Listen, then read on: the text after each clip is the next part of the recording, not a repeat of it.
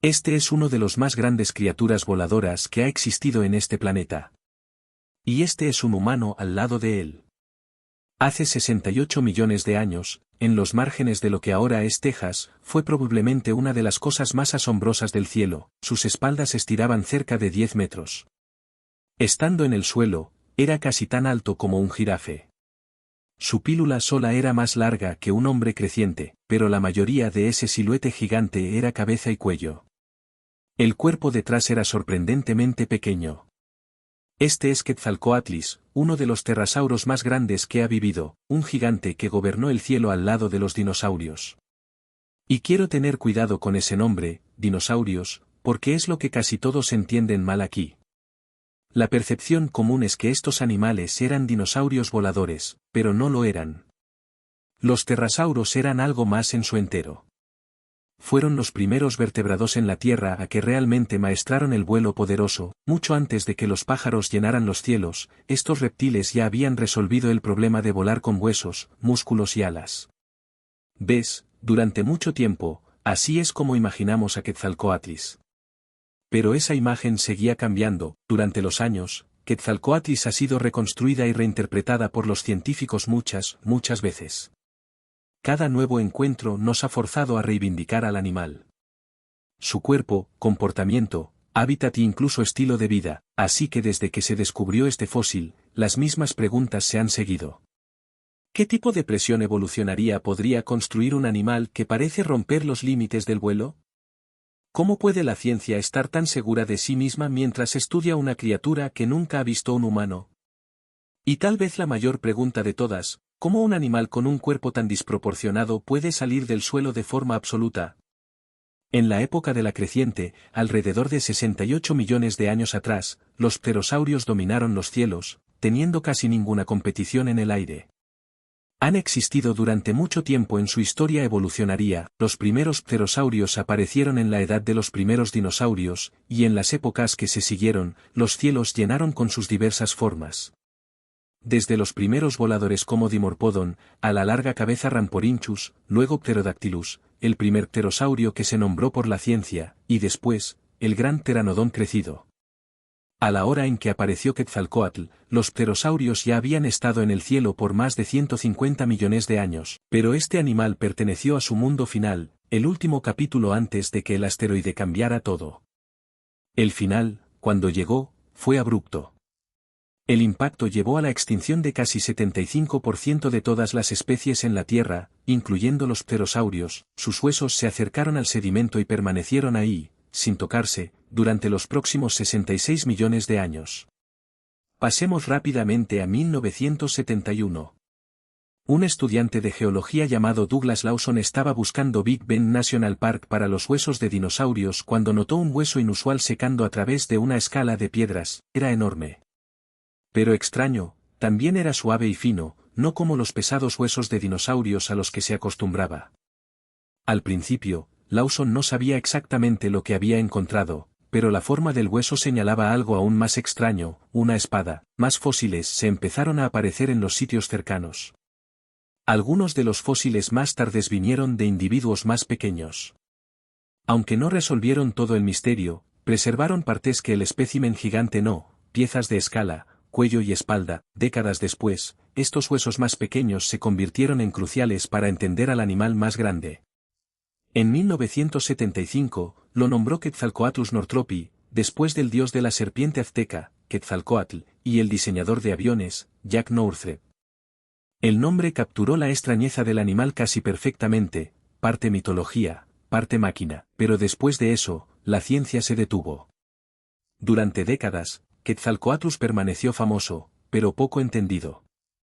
Se hablaba de que era uno de los animales más grandes que había encontrado, pero la evidencia fósil actual aún era limitada. No fue hasta 2021, más de 50 años después de la descoberta de Lawson, que una descripción completa y detallada de Quetzalcóatlus finalmente se publicó.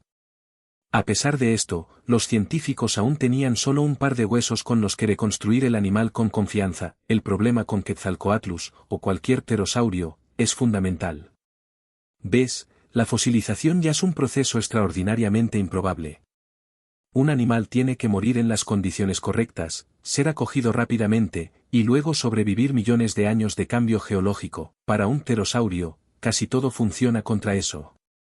Sus huesos eran finas y suaves, delicadas suficientemente para cruzar bajo el peso del sedimento o se esconderían en agua movida, se separaban mucho antes de que pudieran mineralizarse. Y Quetzalcoatlus tenía otro problema, el lugar donde vivía, su ecosistema era hecho de flotamientos antiguos cruzados por ríos. Estos ríos se superaron y cambiaron de curso constantemente, derritiendo sedimento y reconstruyendo la tierra mientras iban. Para preservar los huesos delicados, era casi el mejor posible estado, por eso, los pocos buenos pterosaurios que tenemos suelen venir de lugares raros y lindos, lagunas silenciosas, lagunas sincronizadas y madera fina que podría separarse sobre un cuerpo y cerrarlo en su lugar. Incluso cuando los huesos permanecen intactos, la mayoría de los especímenes desaparecen, membranas de la espalda, músculos, piel, todo eso normalmente se derrota mucho antes de que se fosilice algo. Típicamente, lo que permanece son solo restos de huesos, fragmentos de esqueletos, escales, vértebra o huesos. Pero el material que se pierde importa porque los huesos muestran la forma de un animal, no siempre lo que lo cubre. Durante décadas, los pterosaurios se pensaban ser reptiles lindos y lejosos. Luego, algunos raros fósiles revelaron una sorpresa. Sus cuerpos estaban cubiertos de filamentos finos, como el cabello, mostrando que no tenían piel sincronizada. Encontros como ese son raros. La mayoría de los fósiles pterosaurios que tenemos vienen de pocos lugares alrededor del mundo. Como resultado, cada nueva descubierta puede cambiar nuestra comprensión de estos animales. ¿Ves? Ningún plan de cuerpo tan grande viene gratis. Su tamaño tiene que ser pagado en comida, energía y el esfuerzo de mover tanta masa alrededor. La evolución construye un gigante solo cuando el medio ambiente hace que ese tamaño pague, así que la pregunta no es cuánto era Quetzalcoatlus grande, sino qué tipo de mundo hace de ser tan grande una ventaja. Si un humano estuviera al lado de Quetzalcoatlus, solo alcanzaría la altura de su cintura folgada. El cabello y la boca empezaron muy arriba de eso, al final de un cuello que llevaba la mayor parte de la altura de los animales, y esa forma es lo extraño. En casi cada animal que volamos que conocemos, de pájaros a gatos a insectos, el cuerpo se sienta en el centro y las cinturas se extienden de él en proporción. Quetzalcoatlus rompe ese patrón, su torso era compacto, casi modesto, mientras que el cabello, el cuello y las alas llegaban muy lejos. Y Quetzalcoatlus no era único en esto. A medida que apareció, este extraño diseño ya había sido refinado por toda una familia de pájaros, el cuello largo, el torso compacto, las alas desproporcionadamente grandes. Estas no eran cuerpos de una sola especie, sino la asignatura de una línea que había pasado millones de años empujando el vuelo en una dirección muy distinta. Esa línea era la Azarquith, y a finales del Cretáceo, se había expandido por casi todo el mundo. Quetzalcoatlus era la más famosa, pero lejos de ser el único gigante. De Jordania vino Aramburgiania, uno de los primeros gigantes a ser reconocido. En Canadá había Criodracon, el dragón frío, cuyos pechos más grandes se refieren a un animal a la escala de Quetzalcoatlus. La familia se llama desde un hermano más pequeño, Azarquith. El dragón es conocido como el dragón de Quetzalcoatlus, nacido en los desiertos de Uzbekistán y nombrado por un dragón de la antigua leyenda persiana. Y en China, Cegiangopterus dejó detrás algunos de los esqueletomas completos que tenemos. Mucho de lo que imaginamos el animal en el día de hoy, no eran todos del mismo tamaño, pero eran inolvidablemente parecidos, el mismo cabello largo, la cabeza torcida, y el mismo cuerpo construido. A su vez, la mayoría de las líneas más antiguas de Terrasaur habían desaparecido, y los Azarquith se quedaron como los voladores dominantes del último siglo. Veamos, tendríamos que imaginar cada animal prehistórico viviendo juntos de una sola vez, pero nunca fue así. Tyrannosaurus vivió más cerca de nosotros que a Stegosaurus, con decenas de millones de años entre ellos. Terrasauros mismos habían estado en el cielo por más de 150 millones de años antes de que Quetzalcoatlus apareciera. Y llegó solo al final, en los últimos cielos antes del asteroide. El mundo en el que Quetzalcoatlus vivió era un mar de flores bajos, la fría costa inlandesa de Norteamérica del lago Cretáceo, atrapada por ríos lentos y agua suave que se expandió y cambió con los años. Para un animal con una espalda como esa, podrías imaginar un mar abierto y clifos altos. Quetzalcóatlus pertenecía a la tierra suave y húmeda en lugar de eso, entonces, ¿dónde estaba en ese mundo? Compartió el mar con algunos de los animales más grandes que han caminado.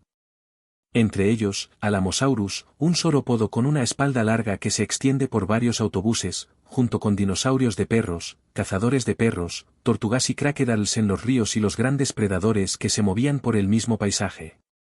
Y en el suelo, entre todo eso, Quetzalcóatlus no estaba en ningún lugar cerca del topo de la cadena alimentaria, su pecado era la vida más pequeña alrededor del agua. Lizardos, anfibios, pequeños mamíferos, pescadores atrapados en los pueblos secos y los huevos y niños de animales más grandes, cualquier cosa pequeña suficiente para devorarlos. En el aire, era una historia diferente, los cielos pertenecían a los Aztárquides, y sobre este mar, Quetzalcóatlus era la cosa más grande de ellos. Y la cadena alimentaria no estaba igual en todos los lugares. En la isla que ahora es Romania, donde los dinosaurios habían disminuido a tamaños de Duerzo y ningún gran cazador trabajaba el suelo, un aztárquide más pesado y más grueso, llamado Azygopteryx, gobernaba y probablemente se sentaba en el topo de la cadena alimentaria de su isla, la misma F. La misma familia, el mismo cuerpo, un rango diferente totalmente, dependiendo de quién vivía allí. Por ahora, la ilustración de Quetzalcóatlus ya parece imposible. Pero lo extraño es la parte fácil, la pregunta más difícil es cómo ese cuerpo funcionó. Un animal volador puede ser enorme solo si cada parte de él hace el mismo negocio. Fuerza sin peso, para Quetzalcóatlus, ese negocio comenzó en los huesos. Esos huesos eran finas y suaves, frágiles a la hora que la mayoría nunca sobrevivieron a fosilizar. Pero esa fragilidad también era el punto, en el interior, no eran pilares sólidos. Fueron tubos llenos de aire. Sus paredes, en algunos lugares, eran más finas en proporción que una cebolla, abiertas por estretas internas finas que los mantuvieron de desbordar, era el mismo principio que un ingeniero usa para un apoyo suave. Retirar el peso, mantener la fuerza. Eso le dio un esqueleto fuerte y ligero suficiente para volar, los pájaros corren con el mismo truco. Así lo hacen los aviones. Y esto es lo que compraron esos huesos suaves, un animal que estaba tan alto como un jirafe, con las alas estirando cerca de 10 metros, que por la mayoría de las estimaciones pesaba solo alrededor de 200 kilogramos, al igual que 2 o 3 adultos. Casi todo sobre el esqueleto era aire y hielo fino, un gran esqueleto diseñado para ser llevado en el viento. Luego, las alas, y la parte más extraña de todo el diseño, aguanta tu propia mano por un momento. 5 dedos con un conjunto de pequeños huesos dentro de cada uno. La mano de un pterosaurio tenía esos mismos huesos, con una diferencia, se detuvo a 4 dedos, sin ningún dedo pequeño. 3 de ellos quedaron cortos y abiertos, atascados a la ala, como una pequeña mano que todavía podía caminar. El cuarto es el que rompe tu sensación de escala, se creó más largo que el resto de tu brazo, una sola rodilla de hueso que llegaba hasta la ala, imagina el dedo de la ala en tu mano, extendido más largo que tu brazo, con una hoja de piel y músculo atascada a su longitud. La membrana era una superficie de trabajo viva, corriendo por ella estaban fibras finas y espesas que la mantuvieron en una forma aerodinámica bajo carga, junto a músculos y cuerpos sanguíneos que el animal podía usar para tensión y desapar en el aire. En su frontera, se encontraba un pequeño hueso que no había encontrado en otra criatura, el pteroide, que el animal podía mover para cambiar la forma de la frontera de la ala, tanto como un piloto que baja un flap para volar lentamente sin estallar. Pero tenemos que tener cuidado aquí, porque nunca hemos encontrado la ala de Quetzalcóatl en sí misma, la piel y la membrana casi nunca fosilizan, así que la forma exacta de esa ala, cuánto era amplia y cuánto se tapó hacia la punta, se reconstruye de la física del vuelo en vez de la medida de la ala. Incluso la espalda de la ala es un estímulo, escalado hacia afuera de un par de huesos. Pero una ala solo importa después de que el animal esté ya en el aire, para Quetzalcóatl, el problema más difícil puede haber sido el momento antes del vuelo. Un pájaro puede saltar con sus piernas y dejar que las alas se rompan. Un gigante pterosaurio probablemente usó un sistema diferente, sus piernas y piernas se construyeron para cargar peso en el suelo. Y esas mismas piernas probablemente ayudaron a tirar el cuerpo hacia arriba durante el lanzamiento. Y eso cambia cómo deberíamos imaginar al animal, para toda su habilidad de volar, Quetzalcóatl probablemente no era una criatura que vivía sin fin en el aire.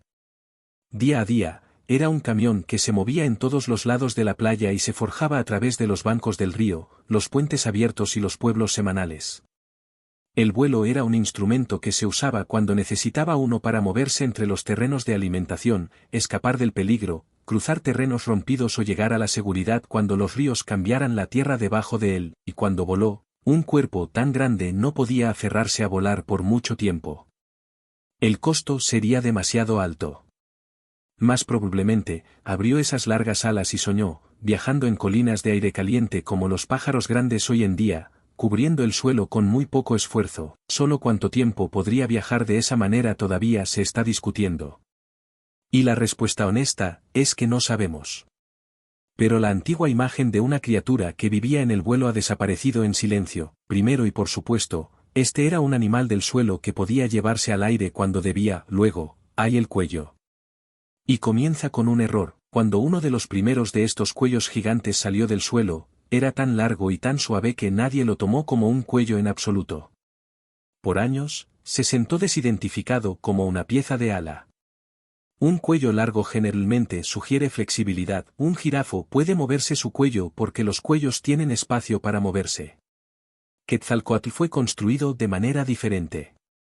Su cuello era largo, pero sobrante, la mayoría del movimiento venía de la base y cerca de la escala, convirtiéndose en un alcance rígido que podía llevar a la cabeza hacia su objetivo.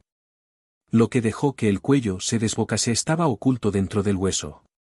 Los escáneres mostraron una vértebra suave cruzada por estrellas finas, como espacios alrededor de un tubo central. Eso dio la dureza al cuello sin añadir mucho peso. Al final de ese cuello se sentaba la cabeza. Y aquí, la honestidad tiene que ser la más precisa, porque nunca hemos encontrado una escala completa del gigante Quetzalcóatl, y esa es la verdadera historia aquí, más que cualquier facto sobre el animal. Los primeros científicos no estaban sin cuidado. Estaban leyendo un par de huesos incompletos, sin criatura viva para comprobar, y cada reconstrucción que ofrecían era la mejor que la evidencia podía apoyar. Lo que cambió no era su cuidado. Fue la evidencia en sí misma y las herramientas que construimos para cuestionarla. Hoy, un lanzamiento puede ser modelado contra los límites duros de hueso y hueso. Una fina pieza de fósil puede ser leída por los cinturones de crecimiento que muestran lo rápido que el animal creció. Los mismos pocos huesos que una vez solo ofrecieron un dibujo duro pueden ahora ser cuestionados de maneras que sus descubridores nunca pudieron. El caso más claro es el tamaño propio del animal. Cuando se describió a Quetzalcóatl por primera vez, los números estaban agotados. Los primeros estimados pusieron su espalda cerca de 15 metros, y algunos pusieron más. Por años, esa era la criatura que el público sabía, un gigante imposible y recordable. Pero como más huesos se superaron y como los métodos para escalarlos crecieron más atentos, la figura bajó. Hoy, se sienta más cerca de 10 o 11 metros, aún extraordinario, aún entre los animales más grandes que han dejado el suelo, pero menor que la criatura que se anunció al mundo por primera vez. Tiene una espalda de 51 pies. Más grande que la altura de un edificio de 5 estrellas, el gigante no se disminuyó. Nuestra medida de él se mejoró.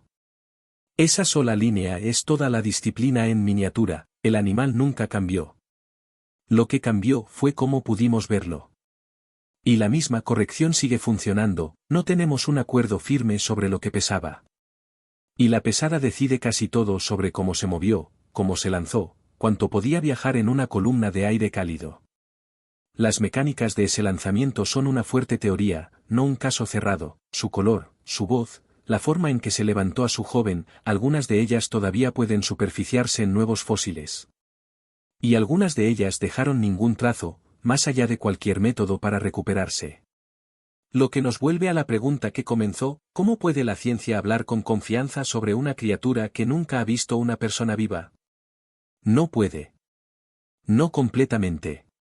Y no pretende. El Quetzalcóatl, como lo describimos hoy, es la mejor reconstrucción que la evidencia actualmente llevará.